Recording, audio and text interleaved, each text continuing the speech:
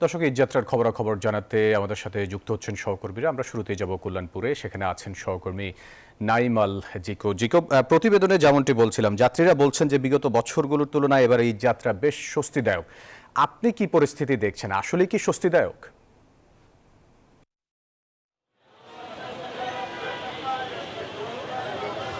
ফয়সাল, যেমনটি আমার সহকর্মী জুবায়ের সানি তার প্রতিবেদনে জানাচ্ছিল যে আজ এবারের ঈদযাত্রা গতবারের তুলনায় আসলেই অনেকটা স্বস্তিদায়ক। সকাল থেকে রাজধানীর বিভিন্ন পয়েন্টগুলো অর্থাৎ বাস টার্মিনালগুলো আমরা পর্যবেক্ষণ করেছি এবং প্রতিটি জায়গাতেই কিন্তু মানুষের চাপ অনেক কম ছিল।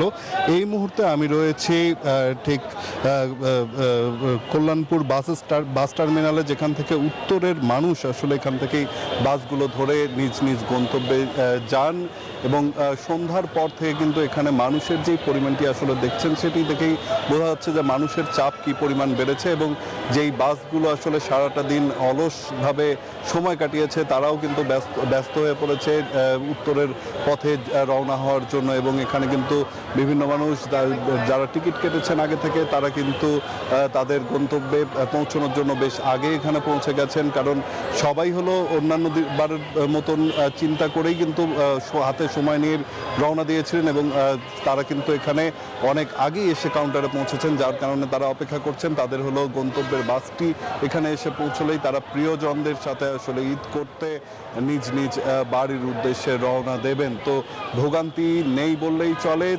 তারপর আগে চলে আসার কারণে কাউন্টারগুলোতে কিছুটা ভিড় রয়েছে, মানুষের অপেক্ষা কিন্তু রয়েছে। এবং পাশাপাশি যদি বলতে চাই যে এখানে প্রত্যেকটি কাউন্টারে কিন্তু পুলিশ তাদের কন্ট্রোল রুম বসিয়েছেন এবং নিরাপত্তা নিশ্চিতের জন্য কিন্তু সব ধরনের ব্যবস্থা তারা গ্রহণ করেছে। এবং পাশাপাশি বিআরটিএ তারা কিন্তু বলেছে যে অতিরিক্ত ভাড়া আদায়ের যদি কোনো রকমের কোনো অভিযোগ তারা পেয়ে থাকেন সেই ক্ষেত্রে তারা কঠোরভাবে ব্যবস্থা নেবেন। অন্যদিকে কিন্তু আমরা বাস টার্মিনাল কর্তৃপক্ষ অথবা বাসের যেই সমস্ত বিভিন্ন পরিবহন আছে তাদের সাথে আমরা কথা বলেছি। তারা যেটি জানিয়েছেন যে সকাল থেকে আসলে যাত্রী না থাকলেও গতকালও আসলে যাত্রী খুব একটা বেশি ছিল না, আজকেও সারাদিন যাত্রী বেশি ছিল না, তবে বিকালের পর থেকে কিন্তু যাত্রী সংখ্যা বাড়া শুরু হয়েছে এবং তারা নির্দিষ্ট ভাড়া নিয়েই, সরকার নির্ধারিত যেই ভাড়াটি রয়েছে সেটি নিয়েই কিন্তু যাত্রীদেরকে টিকিট বিক্রি করছেন।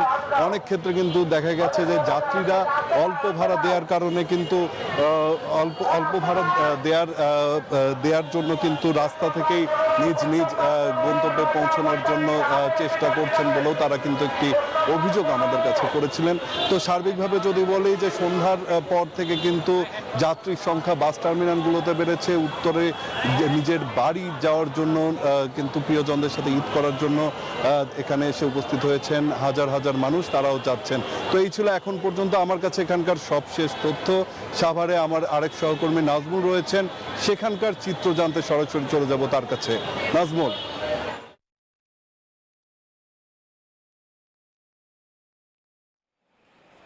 জিকো, আপনাকে ধন্যবাদ। আপনি যেমনটি জানাচ্ছিলেন কল্যাণপুর থেকে, এই মুহূর্তে রয়েছে আমি গাজীপুরের চন্ডাতে এবং আমরা দেখেছি যে চন্ডায় কিন্তু নারীর টানে বাড়ি ফিরতে এখনও মানুষের বাস কাউন্টারগুলোতে মহাসড়কে কিন্তু ভিড় জমিয়েছি এবং তারা পরিবারের সাথে ঈদ করতে চায় এবং নিশ্চিন্তে তারা বাড়ি দিতে তাই।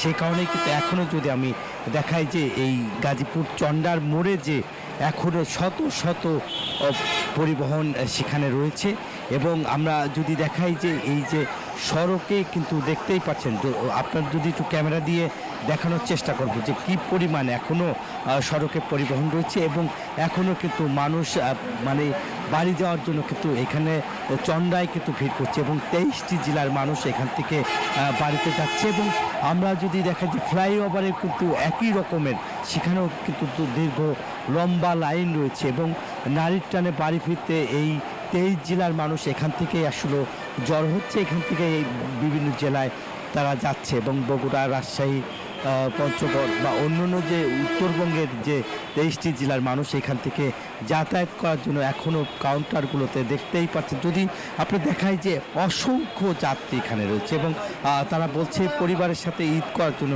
শেষ মুহূর্তে আমরা দেখেছি যে এখনও তারা পণ্যবাহী ট্রাকেও কিন্তু জীবনের ঝুঁকি নিয়ে যেতে হচ্ছে, যেহেতু এখানে যেতে হবে তাদেরকে, এবং যে ব্যানারের যেসব গাড়ি ছিল সেসব গাড়িতে কিন্তু এখন সিট নেই, যার ফলে আসলে এই যে অন্যান্য যে লোকাল বাস, সেই লোকাল বাস তারা ঠিক করে ঘুরিয়ে কিন্তু এখান থেকে যাত্রী ভরে বিভিন্ন জেলায় যাওয়ার চেষ্টা করছে। আমরা নবীনগরেও কিন্তু দেখেছি, নবীনগর থেকে ঠিক 22টি জেলার মানুষ সেই ঢাকার ইচ্ছা মহাসড়ক হয়ে তারা কিন্তু যাতায়াত করছে। এবং একই অবস্থায় যদি আপনাদের যে দেখাতে চাই যে এখানকার যে লোকজন কিন্তু এখন পারাপার হচ্ছে এবং বাড়িতে যাচ্ছে এবং পরিবারের সাথে তারা ঈদ করতে যাচ্ছে। এবং একই সঙ্গে এখানকার যে এখনও যে হাইওয়ে পুলিশের যে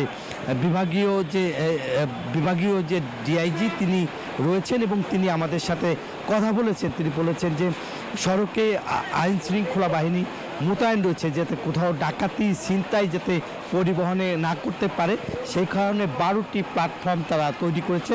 সেখানে স্ট্রাইকিং ফোর্স রয়েছে এবং তাদের সাথে যৌথ বাহিনীও কিন্তু মিলে একসঙ্গে কাজ করছে। এবং আমরা দেখেছি তাদের সাথে র্যাব, পুলিশ এবং সেনাবাহিনী একই সঙ্গে তারা কাজ করছে। এবং আমরা দেখেছি বাইপেলেও কিন্তু আমরা দেখেছি সেনাবাহিনী সেখানে সড়কে কিন্তু যে এই যানজট নিরসন করতে কাজ করছে এবং তারা একটি পয়েন্ট, এবং নবীনগরও আমরা দেখেছি সেনাবাহিনী সেই একই রকমের যানজট যাতে সৃষ্টি না হয় সেই কারণে তারা সব গাড়ি কিভাবে পাস করবে এবং নিরাপদে বাড়িতে যাবে সেই কাজটি আসলে করছেন। এই ছিল আমার কাছে গাজীপুরের চন্ডায় সড়কের খবর এবং ঘরে ফেরা ঈদের মানুষের যাত্রীদের সর্বশেষ খবর। ফিরে যাচ্ছি স্টুডিওতে ফয়সালের কাছে। ফয়সাল, নাজমুল, আপনাকে ধন্যবাদ আমাদের সাথে যুক্ত হওয়ার জন্য।